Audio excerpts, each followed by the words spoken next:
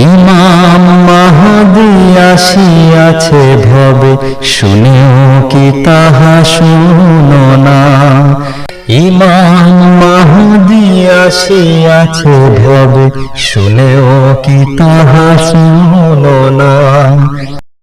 ইমাম মাহদী আসিয়াছে ভবে, শুনেও কি তাহা শুনো না।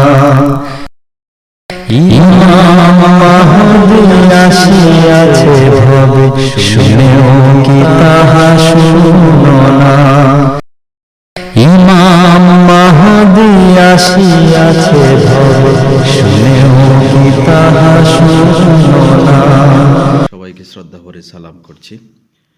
আমরা আবারও আপনাদেরকে ভয়েস অব ইসলামের আদর্শ জীবন নামক অনুষ্ঠানে স্বাগত জানাচ্ছি। আমরা এই অনুষ্ঠানে সাধারণত হজরত মসিহ মাউদ ইমাম মাহদী আলাইহিসসালামের জীবনী নিয়ে আলোচনা করি। তো সেই ধারাবাহিকতায় আজকে আবারও আপনাদের সামনে উপস্থিত হয়েছি। আল্লাহ তাআলার পক্ষ থেকে প্রত্যাদিষ্ট যেসব সমস্ত মহাপুরুষরা আসেন, তো তাদের মূল উদ্দেশ্য হয়ে থাকে মানুষকে সঠিক রাস্তার দিকে, ন্যায়ের দিকে, সৎকর্মের দিকে এবং ভালো কাজের দিকে তাদেরকে ডাকা এবং সেদিকে তাদেরকে টেনে হিচড়ে নিয়ে আসা। আর এই বিষয়টি যুগে যুগে পৃথিবীতে আল্লাহর নবীগণ, আল্লাহর ওলিগণ এবং আল্লাহর প্রতিশ্রুত মহাপুরুষগণ এই কাজটি করে গেছেন এবং করে যাচ্ছেন, এবং যারা ভবিষ্যতে আসবেন তারাও ইনশাআল্লাহ এই কাজটি সম্পাদন করে যাবেন। আল্লাহ তাআলা এই যুগে হজরত মসিহ মাউদ ইমাম মাহদী আলাইহিসসালাম হিসাবে হজরত মির্জা গোলাম মোহাম্মদ আলাইহিসসালামকে আল্লাহ তাআলা প্রেরণ করেছেন। আর তার ধারাবাহিক জীবনী আমরা ভয়েস অব ইসলামের আদর্শ যুবক অনুষ্ঠানে আলোচনা করছি। যারা তার জীবনী সম্পর্কে জানতে চান এবং তাকে যাচাই বাছাই করতে চান, তাদের জন্য যেন এটি একটি চিন্তার খোরাক হয়, আর একই সাথে যেন একটি সহজ সমাধানও হয়ে যায়। মানুষ যেন সহজেই সেই বিষয়টি অনুধাবন করতে পারে, আর একই সাথে যেন তারা একটি সিদ্ধান্তে পৌঁছাতে পারে। আমরা যতটুকু আলোচনা করেছি সেই ধারাবাহিকতায় আজকে আমরা যে গত পর্বে আমরা আলোচনা করেছিলাম যে 1896 সালে হজরত মসিহ মাউদ ইমাম মাহদী আলাইহিসসালাম একটি ধর্মীয় যে সর্বধর্মীয় যে আলোচনা কার্য হয়েছিল, সেই সর্বধর্মীয় আলোচনা সম্পর্কে, যেটা লাহোরের টাউন হলে হয়েছিল। আর সেখানে তিনি ইসলাম কি ফিলোসফি, ইসলামের নীতি দর্শন এই পুস্তক রচনা করেছিলেন। তো সেই ধর্মীয় সভার যে কার্য বিবরণী, যেটা ডিসেম্বর মাসে হয়েছিল 1896 সালে, তো আজকে সেখান থেকে শুরু হচ্ছে। হজরত মসিহ মাউদ ইমাম মাহদী আলাইহিসসালামের একটি কর্তব্য ছিল বিশ্বের সব ধর্মাবলম্বীর উপর ইসলামের প্রাধান্য প্রতিষ্ঠা করা। কেননা এখানে এই কথাটি বলে রাখি যে হজরত রসুল করিম সাল্লাল্লাহু আলাইহি ওয়াসাল্লাম বলেছেন যে ইমাম মাহদী আলাইহিসসালাম যখন পৃথিবীতে আগমন করবেন, তো তিনি সকল ধর্মের উপরে ইসলামকে জয়যুক্ত করবেন। এটাও তার একটা কাজ, কেননা শেষ যুগে ইসলামের উপরে অনেক আক্রমণ হবে। আর এটা সাক্ষী আজকে আমরা সবাই, যে খ্রিস্টানরা যেভাবে ইসলামের উপরে আক্রমণ করছে, এই হজরত মসিহ মাউদ ইমাম মাহদী ইসলাম এসে তিনি ইসলামকে সমস্ত ধর্মগুলোর উপরে তিনি এর প্রাধান্য প্রতিষ্ঠা করা ছিল তার একটি কাজ। আল্লাহ তাআলা তাকে এই জন্য নানা প্রকার সুযোগ প্রদান করেছেন, কিন্তু যে সুযোগের বিষয় আমরা এই স্থানে অর্থাৎ এখানে আমরা আজকে আলোচনা করতে যাচ্ছি, সম্ভবত এটাই হচ্ছে সর্বপ্রধান সুযোগ, অর্থাৎ সবচেয়ে বড় সুযোগ ছিল এটি। বহুকাল থেকে তার আন্তরিক বাসনা ছিল যে এমন একটি সভার আয়োজন করা হোক যেখানে বিশ্বের সকল ধর্মের নেতৃবর্গ নিজ নিজ ঐশী পুস্তকের সৌন্দর্য প্রদর্শনের জন্য আগমন করবেন। আল্লাহ তাআলা এর জন্য সুবর্ণ সুযোগ উপস্থিত করলেন। অর্থাৎ তার অনেক দিন থেকে একটা বাসনা ছিল যেন সমস্ত ধর্মের লোকেরা যারা আছে, যারা তাদের যে পবিত্র গ্রন্থ যেটাকে তারা বিশ্বাস করে, সেই গ্রন্থের আলোকে যেন তারা কোনো একটি এরকম আলোচনা সভার ব্যবস্থা করা হয়, যেখানে প্রত্যেকে নিজ নিজ গ্রন্থের সৌন্দর্যকে জগতের মানুষের সামনে তুলে ধরবেন। অবশেষে সেই সুযোগ আসলো। 1896 সালে লাহোরের কোনো হিন্দু সম্ভ্রান্ত ব্যক্তি একটি ধর্ম মহাসম্মেলন অনুষ্ঠানের আয়োজন করলেন। আর এতে বক্তৃতার জন্য নিম্নলিখিত 5টি প্রশ্নের উত্তর দেওয়া হলো, নির্ধারিত করা হলো। অর্থাৎ সেই যে সর্বধর্মীয় সম্মেলন, যেটি 1896 সালে লাহোরের টাউন হলে হয়েছিল, আর সেখানে মৌলিক 5টা প্রশ্ন প্রত্যেক ধর্মের অনুসারীরা যারা তাদের নিজ নিজ যে গ্রন্থকে তারা সত্য বলে বিশ্বাস করে, পবিত্র বলে বিশ্বাস করে, সেই গ্রন্থের আলোকে যেন এই 5টি প্রশ্নের উত্তর প্রদান করেন। এই মৌলিক 5টি প্রশ্নগুলো হচ্ছে: 1. মানুষের দৈহিক, নৈতিক ও আধ্যাত্মিক অবস্থা কী? আমি আবারও বলছি, মানুষের দৈহিক, নৈতিক ও আধ্যাত্মিক অবস্থা। 2 নম্বর প্রশ্ন, মানুষের ইহলৌকিক জীবনের পরবর্তী অবস্থা। মানুষের ইহলৌকিক জীবনের পরবর্তী অবস্থা কী? আর পৃথিবীতে মানুষের জীবন যাপনের উদ্দেশ্য কী এবং এই উদ্দেশ্য কিভাবে সফল হতে পারে? অর্থাৎ আল্লাহ তাআলা এই পৃথিবীতে মানুষকে কেন পাঠিয়েছেন, মানুষের জীবনের উদ্দেশ্য কী, আর এই পৃথিবীতে যে তারা জীবনযাপন করবে এর ফলে তারা কিভাবে সে উদ্দেশ্যে, অর্থাৎ মানব সৃষ্টির যে উদ্দেশ্য সেই উদ্দেশ্য কিভাবে সফলতা লাভ করতে পারেন। পৃথিবীতে ও পরকালে কর্মফল কী প্রকার, অর্থাৎ এই পৃথিবীতে কর্মফল কী প্রকার আর পরকালে এর কর্মফল কী প্রকার, আর জ্ঞান ও ঐশী তত্ত্ব লাভের উপায় কী, প্রকৃত জ্ঞান এবং ঐশী তত্ত্ব লাভের উপায় কী। এই 5টি মৌলিক প্রশ্নের উপরে সেই যে সর্বধর্মীয় মহাসম্মেলন, সেই সম্মেলন অনুষ্ঠিত হয়েছিল। তো এরপরে মনে হয় যেন আল্লাহ তাআলা তার উদ্দেশ্যগুলোর সম্মুখ রূপ দানের জন্যই এই মহাসম্মেলনের আয়োজন করেন, অর্থাৎ ইসলামকে জয়যুক্ত করানোর জন্যই যে প্রতিশ্রুত মসিহ এবং মাহাদিকে তিনি পাঠিয়েছেন, তার মাধ্যমে যেন ইসলাম জয়যুক্ত হয়, এই জন্যই মনে হচ্ছে আল্লাহ তাআলা এই উদ্দেশ্যে এই সম্মেলনের ব্যবস্থা করেছেন। এই সম্মেলনের উদ্যোক্তা ছিলেন স্বামী সৌঘানচন্দ্র। তার কাছে উপস্থিত হলে তিনি তৎক্ষণাৎ প্রবন্ধ লেখার জন্য সম্মতি জ্ঞাপন করলেন, অর্থাৎ এই 5টি প্রশ্নের আলোকে প্রবন্ধ লেখার জন্য তিনি সম্মতি জ্ঞাপন করেন। বরং এর প্রথম ইশতেহার কাদিয়ান হতে মুদ্রিত করে প্রকাশ করতে দিলেন এবং তাকে সর্বপ্রকার সাহায্যের জন্য তিনি তার একজন শিষ্যকে নিয়োজিত করলেন, অর্থাৎ খ্রিস্টান, সনাতন ধর্মাবলম্বী, ব্রাহ্ম সমাজ, শিখ, থিওসফিক্যাল সোসাইটি, ফ্রি থিঙ্কার, বস্তুত প্রত্যেক ধর্ম ও মতের প্রধানদেরকে উপরোক্ত প্রশ্নসমূহের প্রতি উত্তর লেখার জন্য আমন্ত্রণ করা হলো। অর্থাৎ সেই সংগঠনের এই যে উদ্যোক্তা যারা ছিলেন, তো তাদের পক্ষ থেকে প্রত্যেক ধর্মের যারা প্রধান ব্যক্তি ছিলেন তাদেরকে দাবি করতে, যারা প্রধান ব্যক্তি বা এর অনুসারী হিসাবে, তাদেরকে এই প্রশ্নসমূহের উত্তর লেখার জন্য তাদেরকে আমন্ত্রণ করা হলো। মুসলমানদের মধ্যে হজরত মির্জা গোলাম আহমদ সাহেব আলাইহিসসালাম, তিনি ব্যতীত মৌলভী মোহাম্মদ হোসেন সাহেব বাটালবি, মৌলভী সানাউল্লাহ সাহেব অমৃতসরী এবং আবু ইউসুফ মোহাম্মদ মুবারক আলী শিয়ালকোটি সাহেবকেও আমন্ত্রণ জানানো হলো। শুধু শ্রোতামণ্ডল, এখানে এই বিষয়টি বিশেষভাবে প্রণিধানযোগ্য যে হজরত মির্জা গোলাম আহমদ সাহেব ব্যতিরেকেও মুসলমানদের মধ্য থেকে মৌলভী মোহাম্মদ হোসেন বাটালবি, মৌলভী সানাউল্লাহ সাহেব অমৃতসরী এবং আবু ইউসুফ মোহাম্মদ মুবারক আলী শিয়ালকোটি সাহেবকেও এই 5টি প্রশ্নের আলোকে, কোরআন শরীফের আলোকে এই 5টি প্রশ্নের উত্তর লেখার জন্য তাদেরকেও আহ্বান করা হলো। 1896 সালের 26, 27 ও 28 ডিসেম্বর তারিখ এই সর্বধর্ম সম্মেলনের জন্য নির্ধারিত করা হয় এবং সবার অধিবেশনের জন্য ইসলামিয়া কলেজ হল লাহোর নির্বাচিত করা হয়েছিল। হজরত আকদাস মসিহ মাউদ আলাইহিসসালাম তিনি প্রবন্ধ লিখছিলেন, এমন সময় ইলহাম দ্বারা জানতে পারলেন, অর্থাৎ আল্লাহ তাআলা তাকে পূর্বেই সংবাদ দিয়ে জানিয়ে দিলেন যে তার প্রবন্ধ সকলের উপরে থাকবে, অর্থাৎ শ্রেষ্ঠ হবে। তিনি এই ঐশী বাণী প্রচারের উদ্দেশ্যে 1896 সালের 21শে ডিসেম্বর, 1896 সালের 26, 27, 28শে ডিসেম্বর এই নির্ধারিত যে সম্মেলন, সেই সম্মেলনের তারিখ নির্ধারণ হলো।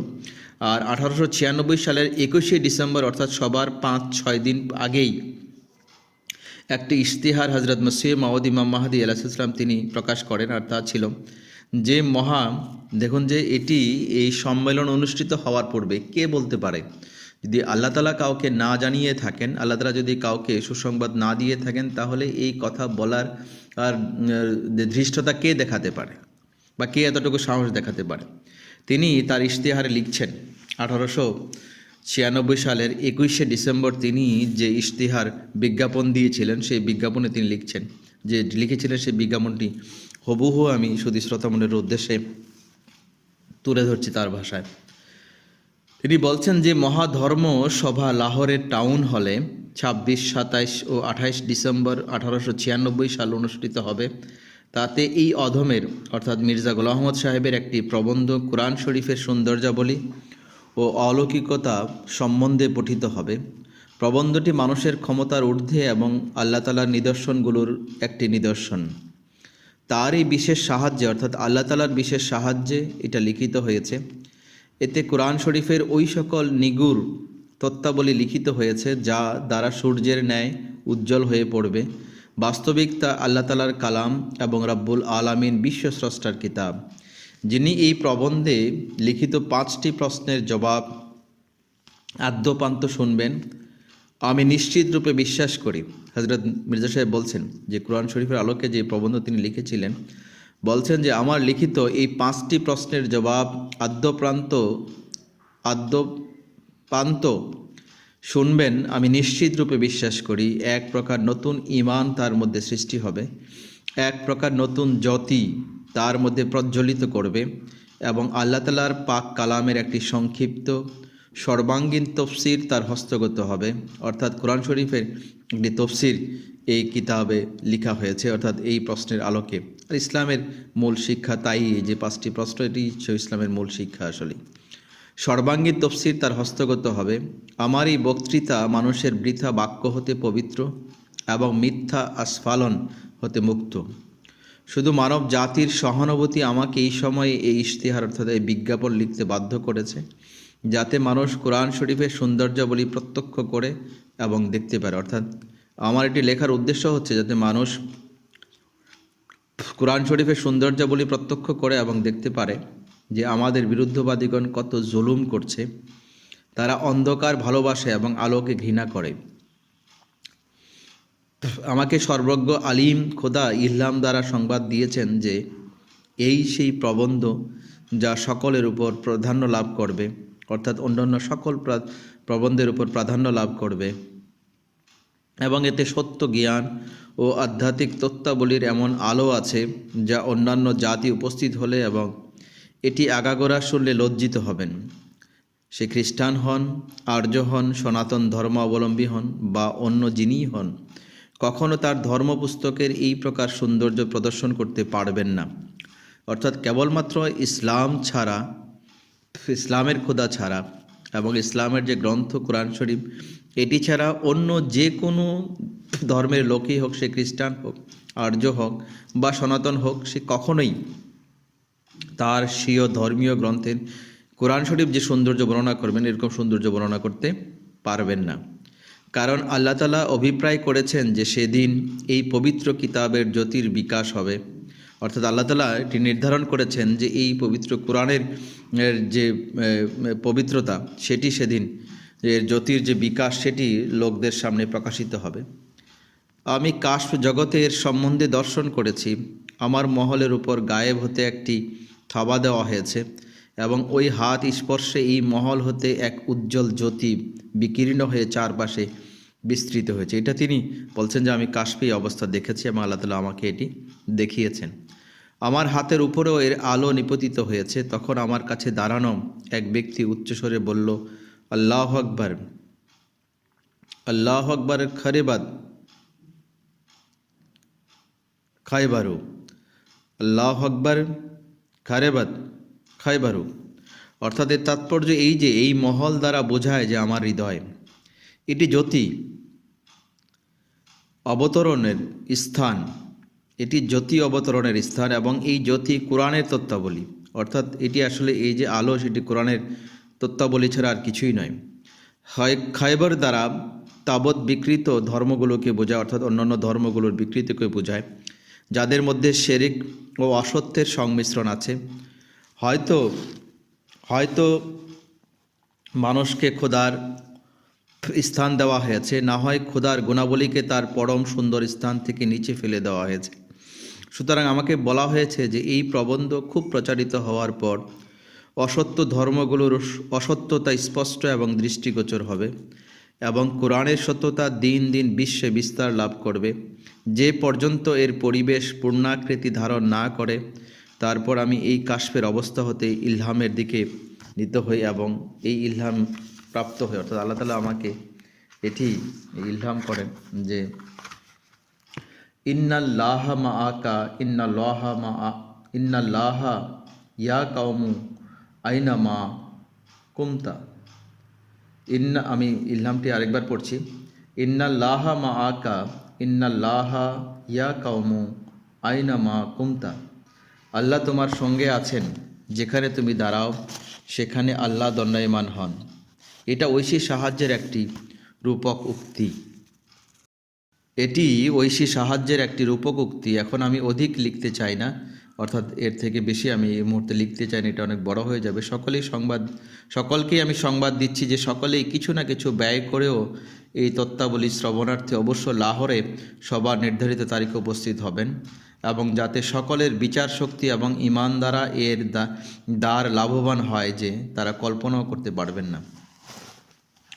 হজরত মির্জা সাহেব তিনি এই ইশতেহারের এক মহা ভবিষ্যৎবাণী করা হয়েছিল ইশতেহারে, আর এটি দেশের এক প্রান্ত থেকে অন্য প্রান্তে প্রেরণ করা হলো।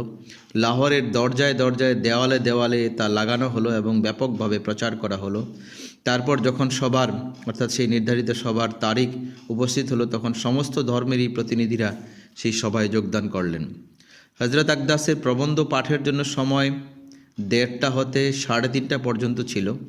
হজরত মৌলভী আব্দুল করিম সাহেব শিয়ালকুঠি রাজিয়াল্লাহু আনহু যখন প্রবন্ধ, সেই হজরত মসিহ মাউদ ইসলামের প্রবন্ধ যেটি ইসলামের সপক্ষে তিনি লিখেছেন, সেটি পাঠ করা আরম্ভ করলেন, তখন লোকের সেখানে আশ্চর্যজনক অবস্থা হলো। চতুর্দিক থেকে শুধু করতালি শোনা যেতে লাগলো। এই প্রবন্ধের জন্য 2 ঘন্টা সময় নির্ধারণ হয়েছিল, শেষ হলো, অর্থাৎ সেই সময় শেষ হলো। প্রবন্ধের এক অংশ তখন সমাপ্ত হয় না, অর্থাৎ 2 ঘন্টা নির্ধারিত সময় শেষ হয়ে গেল। আর যে প্রবন্ধ তিনি লিখেছিলেন বললেন যে এর এক অংশও তখনও পর্যন্ত পড়া যায়নি বা সমাপ্ত হয়নি। তখন সেই উপস্থিত শ্রোতামণ্ডলীদের সবাই এক বাক্যে বললেন যে তারা এই প্রবন্ধ প্রথম থেকে শেষ পর্যন্ত পুরোটাই শুনতে চান। এর জন্য আরও একটি দিন ধার্য করতে হলেও যেন করা হয়। ফলে যিনি মডারেটর বাধ্য হলেন, অর্থাৎ যিনি এটি উপস্থাপনা করছিলেন, তো তিনি বাধ্য হলেন যে তারা এর জন্য 29শে ডিসেম্বর একদিন, অর্থাৎ 26, 27, 28শে ডিসেম্বর নির্ধারিত ছিল। কিন্তু এই হজরত মসিহ মাউদ ইমাম মাহদী আলাইহিসসালামের যে প্রবন্ধ তিনি কোরআনের সৌন্দর্য এবং ইসলামের সৌন্দর্য যে লিখেছিলেন কোরআনের আলোকে, তো এই প্রবন্ধটি যে দর্শকদের, অর্থাৎ উপস্থিত যারা শ্রোতামণ্ডলী ছিলেন, দর্শক মণ্ডলী ছিলেন, তো তাদের যে জোরাজোরির কারণে এবং তাদের যে চেঁচামেচির কারণে যে আমরা এটা পুরো প্রবন্ধ শুনতে চাই, যদি এর জন্য আরও একদিন বৃদ্ধি করতে হয় তাহলেও বৃদ্ধি করা উচিত। তাই যে কর্তৃপক্ষ যারা ছিলেন বা ব্যবস্থাপক যারা ছিলেন এই সভার, তো তারা এর জন্য 29শে ডিসেম্বর একদিন বৃদ্ধি করলেন। এই বক্তৃতার শেষে একজন সম্ভ্রান্ত হিন্দু, যিনি সভার সভাপতি অজ্ঞাতসারে বললেন, অর্থাৎ যিনি স্বামী শোগানচন্দ্র, যার কথা আমরা বললাম যে হিন্দু ভদ্রলোক, তিনি বললেন যে এই প্রবন্ধ সকল প্রবন্ধের উপরে রয়েছে। এই প্রবন্ধ যা হজরত মসিহ ইসলাম লিখিত ইসলামী নীতিদর্শন, যেটি বাংলায় অনুবাদ হয়েছে, তো আহমদিয়া জামাতের সদস্যরা বেশিরভাগই এই পুস্তক সম্পর্কে জানেন যে ইসলামী নীতিদর্শন পুস্তকটি, সেটি বাংলায় অনুবাদ, ইসলামী উসুল কি যে ফিলসফি লিখেছিলেন হজরত মসিহ ইসলাম, তো সেটি বাংলায় অনুদিত হয়েছে।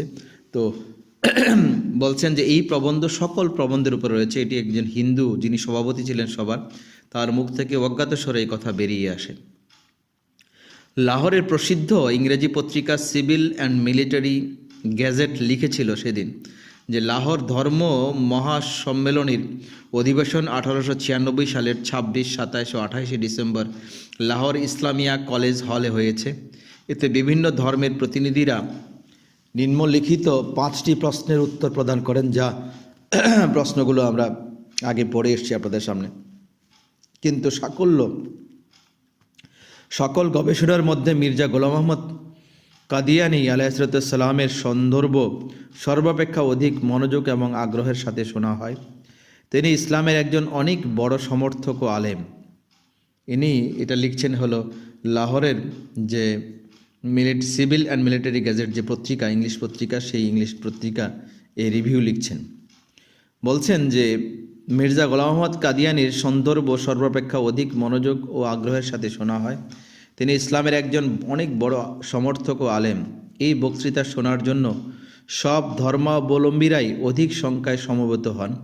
মির্জা সাহেব স্বয়ং সভায় যোগদান করতে পারেননি বলে প্রবন্ধটি, এখানে কথাটি বলে রাখি যে হজরত মসিহ ইসলামের শরীর ওই সময় ভালো ছিল না, এই কারণে তিনি নিজে স্বয়ং উপস্থিত হতে পারেন নাই। তার একজন সুযোগ্য শিষ্য আব্দুল করিম শিয়ালকুঠি সাহেব রাজিয়াল্লাহু আনহুকে তিনি পাঠিয়েছিলেন। বলেন যে মির্জা সাহেব স্বয়ং সবাই যোগদান করতে পারেননি বলে প্রবন্ধটি একজন যোগ্য বাগ্মী শিষ্য মৌলভী আব্দুল করিম সাহেব শিয়ালকুঠি রাদিয়াল্লাহু তাআলা আনহু পাঠ করেন। 27শে তারিখ প্রায় 3.5 ঘন্টা পাঠ করা হলো। তখন প্রথম প্রশ্নের উত্তর মাত্র পঠিত হয়, অর্থাৎ 3.5 ঘন্টা পাঠ করার পর প্রথম প্রশ্নের উত্তরটি পঠিত হয়। শ্রোতারা প্রবন্ধটি মন্ত্রমুগ্ধবত শুনছিলেন। অতঃপর কমিটি প্রবন্ধের জন্য 29শে ডিসেম্বর আরও একদিন বর্ধিত সম্মেলনের তারিখ বর্ধিত করতে বাধ্য হলেন।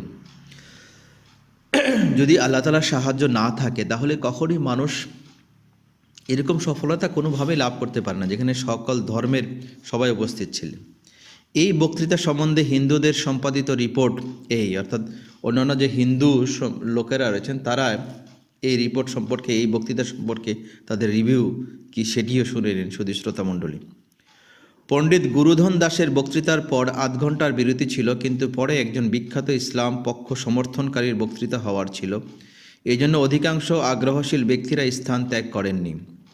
1:30 বাজার তখনও বহু সময় বাকি ছিল। ইসলামিয়া কলেজের প্রশস্ত বাড়ি শীঘ্রই ভর্তি হতে লাগলো। কয়েক মিনিটের মধ্যে সমস্ত বাড়ি, সেই হলরুম, সেটা ভরে গেল। বিভিন্ন ধর্ম, মতবাদ ও সমাজের বহু জ্ঞানী ব্যক্তি উপস্থিত হয়েছিলেন। যদিও চেয়ার, টেবিল ও ফরাজ সহ ব্যাপক আয়োজন করা হয়েছিল, কিন্তু শত শত ব্যক্তিদের দাঁড়িয়ে থাকা ছাড়া কোনো উপায় ছিল না। এই সকল দণ্ডায়মান আগ্রহশীল ব্যক্তিদের মধ্যে বড় বড় সম্ভ্রান্ত রইস, পাঞ্জাবের গণ্যমান্য ব্যক্তি, জ্ঞানী ও বিদ্বান ব্যক্তি, ব্যারিস্টার, উকিল, professor, extra assistant commissioner, doctor, এক কথায় উচ্চ শ্রেণীর বিভিন্ন বিভাগের মহোদয়গণ উপস্থিত ছিলেন। তারা ধৈর্য সহকারে 4-5 ঘণ্টাব্যাপী বলতে কি তখন যেন এক পায়ের পর দণ্ডায়মান রইলেন, অর্থাৎ এক পায়ের উপর যেন তারা দণ্ডায়মান রইলেন।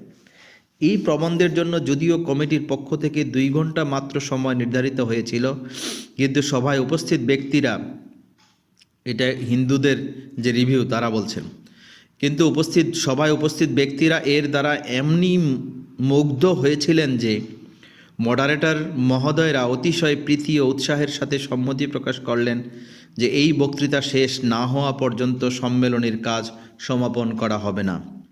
তাদের এই ঘোষণা সম্মেলনের কর্তৃপক্ষ উপস্থিত জনমণ্ডলীর অভিলাষের যথার্থ প্রতিধ্বনি ছিল। কারণ সময় উত্তীর্ণ হওয়ার পর যখন মৌলভী আবু ইউসুফ মোবারক আলী সাহেব তার সময় ওই বক্তৃতা শেষ করার জন্য দান করলেন, তখন উপস্থিত শ্রোতারা ও মডারেটর মহোদয়রা করতালি দ্বারা মৌলভী সাহেবের কাছে কৃতজ্ঞতা জ্ঞাপন করলেন। এই বক্তৃতা প্রথম হতে শেষ পর্যন্ত একই প্রকার হৃদয়গ্রাহী ও আদৃত ছিল, অর্থাৎ সবার কাছে সমাদৃত ছিল শুরু থেকে শেষ পর্যন্ত। এখন প্রিয় পাঠকবৃন্দ, এই বক্তৃতার মূল্য ও মর্যাদা সম্বন্ধে সঠিক মত গ্রহণ করতে চাইলে সম্মেলনের পক্ষ হতে সবার যে কার্য বিবরণী প্রকাশিত হয়েছিল সেটিও পাঠ করা উচিত।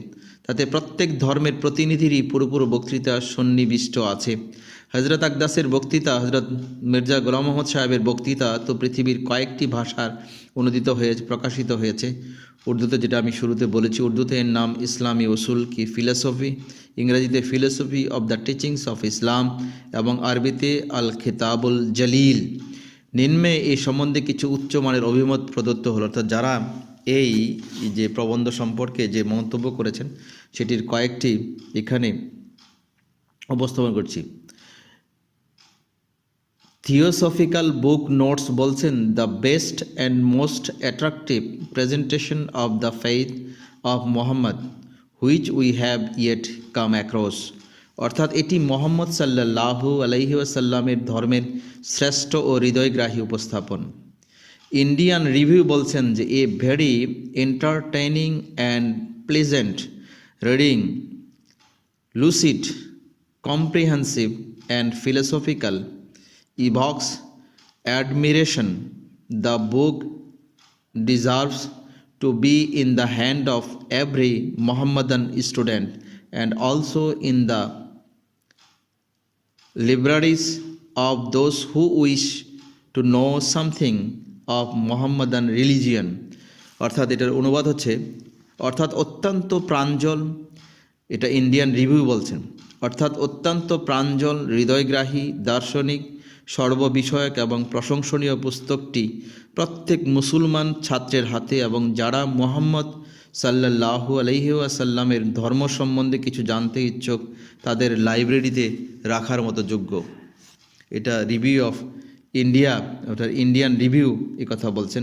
ব্রিস্টল টাইমস অ্যান্ড মিরর লিখছেন যে clearly it is no ordinary person who thus addresses himself to the West, অর্থাৎ যিনি এই প্রকারে প্রতীচীকে তার দিকে আহ্বান করেছেন, অর্থাৎ যে প্রাচ্যের লোকদেরকে যে আহ্বান করেছেন তিনি কখনো সামান্য কোনো ব্যক্তি নন।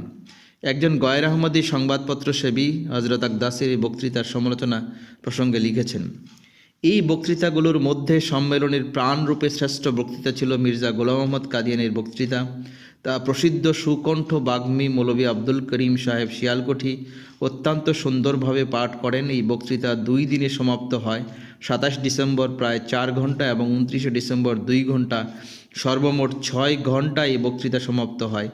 বড় সাইজ 100 পৃষ্ঠার মতো হবে। যা হোক, মৌলভী আব্দুল করিম সাহেব বক্তৃতা পাঠ শুরু করলেন। কি শুরু করা! সমগ্র শ্রোতামণ্ডলী তন্ময় হয়ে পড়লেন। কথায় কথায় হর্ষধ্বনি হতে লাগলো। বহু সময় শ্রোতারা একই বাক্য পুনঃ পাঠের জন্য আগ্রহ প্রকাশ করতে লাগলেন। সারা জীবনে এমন সুন্দর বক্তৃতা আমাদের কানে আর শুনিনি। অন্য ধর্মাবলম্বীরা যে সব বক্তৃতা করেন, সত্য বলতে কি সম্মেলনের প্রশ্নগুলোর উত্তরের পর্যায়ে পৌঁছেনি। সাধারণত বক্তারা চতুর্থ প্রশ্নের উত্তর দেওয়ার চেষ্টা করতেন মাত্র, অন্য প্রশ্নগুলো তারা অল্পই স্পর্শ করেন। অনেকে কিছু বলতেন, তন্মধ্যে প্রাণবন্ত কিছু থাকতো না। কেবলমাত্র মির্জা সাহেবের বক্তৃতায় প্রশ্নাবলীকে স্বতন্ত্রভাবে গ্রহণ করে প্রত্যেকটির সবিশদ ও সম্পূর্ণ উত্তর প্রদান করেছে। সভায় উপস্থিত সভামণ্ডলী অত্যন্ত মনোযোগ ও আগ্রহের সাথে ওইগুলো শুনেছেন এবং মহামূল্যবান ও অতি উচ্চ জ্ঞানমূলক বলে ধারণা করেছেন। এরপরে তিনি আরও লিখছেন যে আমরা মির্জা সাহেবের মুরিদ নই, অর্থাৎ আমরা আহমদী নই বা এই জামাতের অনুসারী নই, তার সাথে আমাদের কোনো সম্পর্কও নেই। কিন্তু সত্যের অপলাপ আমরা কখনো করতে পারি না। কোনো সুস্থ প্রকৃতি ও সঠিক বিবেক সম্পন্ন ব্যক্তিই তা করতে পারে না। মির্জা সাহেব সকল প্রশ্নগুলোর যথোচিত উত্তর কুরআন শরীফ হতে দিয়েছেন এবং ইসলামের যাবতীয় প্রধান মৌলিক বস্তু ও শাখা উপশাখাগুলিকে যৌক্তিক ও দার্শনিক প্রমাণ দ্বারা সুন্দরতম ও সর্বোৎকৃষ্ট রূপে প্রপায়িত করেছেন। প্রথমে যৌক্তিক প্রমাণের দ্বারা অতীন্দ্রিয় ও দার্শনিক বিষয়গুলো প্রকাশ করেছেন। তারপর কালামে ইলাহি উদ্ধৃতি রূপে পাঠ এক বিস্ময়কর জিনিস ছিল। আরও লিখছেন, মির্জা সাহেব শুধু কোরআনের বিষয়গুলো তাত্ত্বিক ব্যাখ্যাই করেননি, বরং কোরআনের ভাষাতত্ত্ব, সাইকোলজি ও ফিলসফিও সঙ্গে সঙ্গে বর্ণনা করেছেন। বস্তুত মির্জা সাহেবের বক্তৃতা একটি সর্বতোমুখ, সর্বাঙ্গীন ও সর্বসুন্দর বক্তৃতা ছিল। অগণিত আধ্যাত্মিক সূক্ষ্ম তত্ত্ব, জ্ঞান তত্ত্ব এবং ধর্মের নিগুড় রহস্যাবলী মুক্তাবত উজ্জ্বলতা প্রকাশ করছিল। ঐশী তত্ত্বের দর্শন এবং সুন্দরভাবে বর্ণনা করেছিলেন যে সমস্ত ধর্ম অবলম্বীরাই তাতে বিমুগ্ধ, নির্বাক ও বিস্ময়াবিষ্ট হয়ে পড়েন। কোনো বক্তার সময় মির্জা সাহেবের বক্তৃতার সময়ের ন্যায় লোক সমাগম হয়নি। উপর হতে নিচ পর্যন্ত সমস্ত হলে লোকে লোকারণ্য হয়েছিল। শ্রোতারা খুব মনোযোগ সহকারে বক্তৃতা শোনেন।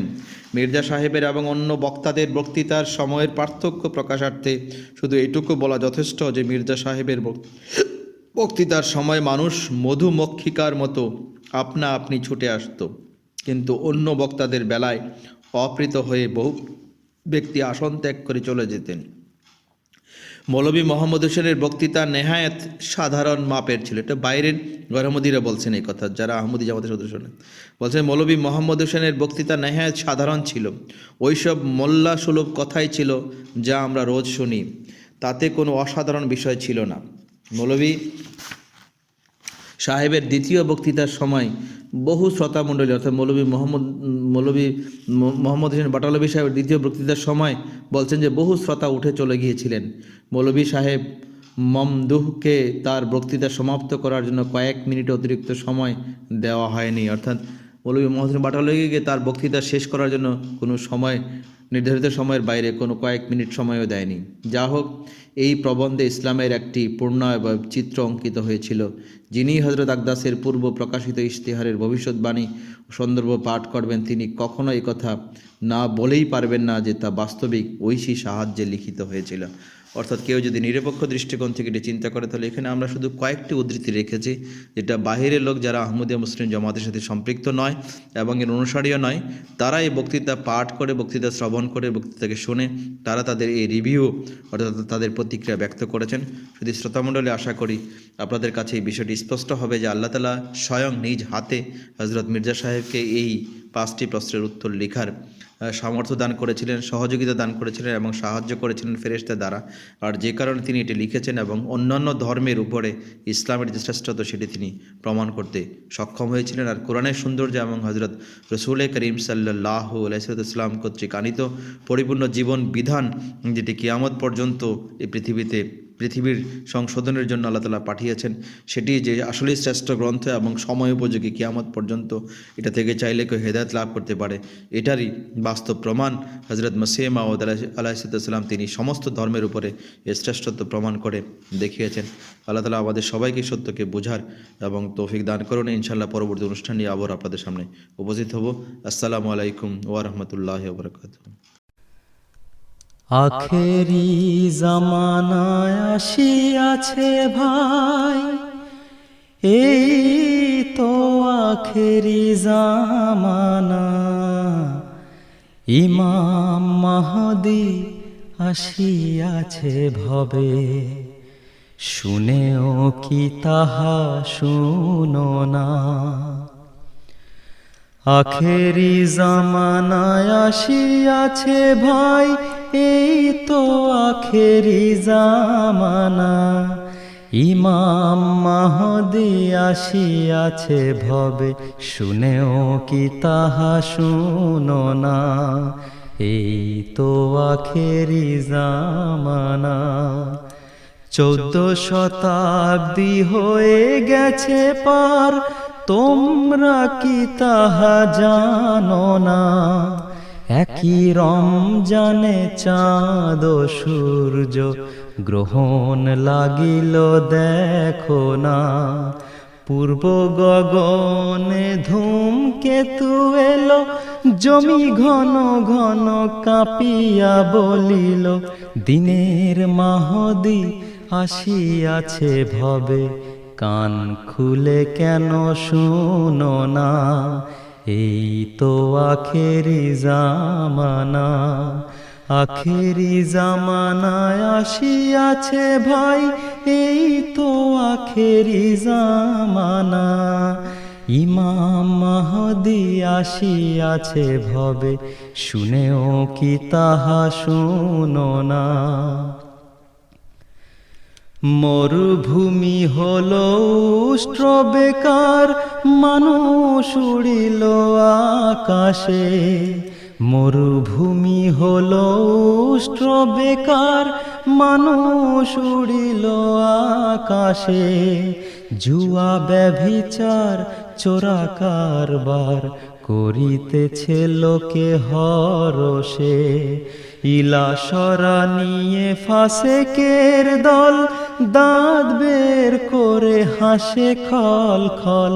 দিন ইসলামের 72 ভাগ করিল পীর মওলানা। এই তো আখেরি জামানা, আখেরি জামানায় আসিয়াছে ভাই, এই তো আখেরি জামানা, ইমাম মাহদী আসিয়াছে ভবে, শুনেও কি তাহা শুনো না। এই তো আখেরি জামানা। রাজা হলো প্রজা, প্রজা হলো রাজা, ভোটের ভিখারি নেতারা। বিনা ভোটে পাস সকল নবীরা, জানো না কি তাহা তোমরা। ইমাম মাহদী শুনিয়া ঘোষণা, বলিল সকলে ভোট তো দিব না। আল্লাহর মনোনয়নেতে পাস, ইমাম মাহদী দেখো না। আখেরি জামানা আসিয়াছে ভাই, এই তো আখেরি জামানা, ইমাম মাহদী আসিয়াছে ভবে, শুনেও কি তাহা শুনো না।